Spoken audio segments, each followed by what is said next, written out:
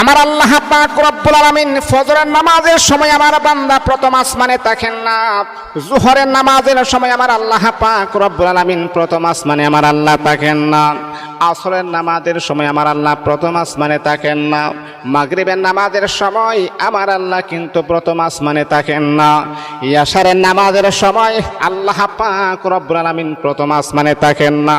আমার আল্লাহ কোন সময় থাকেন, কোন সময় আমার আল্লাহ প্রথম আসমানে থাকেন?